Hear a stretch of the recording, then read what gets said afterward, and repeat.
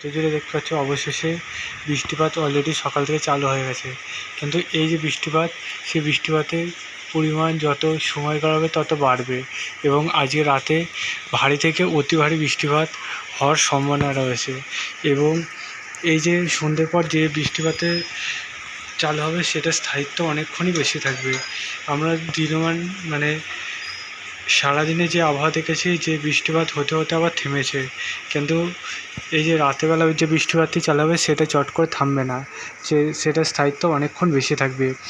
এই জন্য বন্ধুরা, তোমরা যার যার কোনো কাজ থাকবে তারা অতি অবশ্যই সময়ের মধ্যে করে নাও এবং সুস্থভাবে চলাফেরা করো, ঠিক আছে? কারণ আজকে যে বৃষ্টিপাতে চালু হয়েছে, খুশির খবর বঙ্গবাসী সবাই তো আছেও, কারণ ব্যবসা গরমে গোটা 7-8 দিন ধরে যেভাবে ছিল সেই জায়গা থেকে হালকা হলো আজকে স্বস্তি মিলেছে।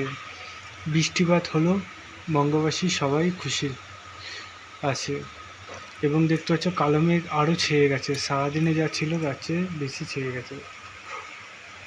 এটাই যত সময় কাটাবে তত আরও বাড়বে এবং এটা ঘনঘটা বাড়তে বাড়তে এমন জায়গায় পৌঁছে যাবে বঙ্গবাসীর ঠেলা তোমার সামনে দিচ্ছে। আজ রাতে এটাই যে ঝড় বৃষ্টির দাপট আরও বাড়ছে, তাই সবাই সুস্থভাবে চলো। তোমাদের জেলা আবহাওয়া কেমন যাচ্ছে অত বিষয়ে কমেন্ট সেকশানে কমেন্ট করো।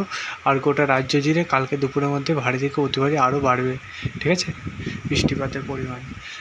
আমরা পুরোপুরি শুক্রবার পর্যন্ত ভারী বৃষ্টিপাত পাচ্ছি। চলো এখন তোমাদের এই পর্যন্ত থাক। তোমরা যাতে ওয়েদার আপডেট আরও ভালোভাবে পেতে যাও অতি অবশ্যই কমেন্ট সেকশানে কমেন্ট করো, তোমাদের অনলাইন সিস্টেম অনুযায়ী জানিয়ে দেওয়া আছে। চলো এখন এই পর্যন্ত থাকলে, পরবর্তী ভিডিও দেখা যাচ্ছে। জয় ভারত।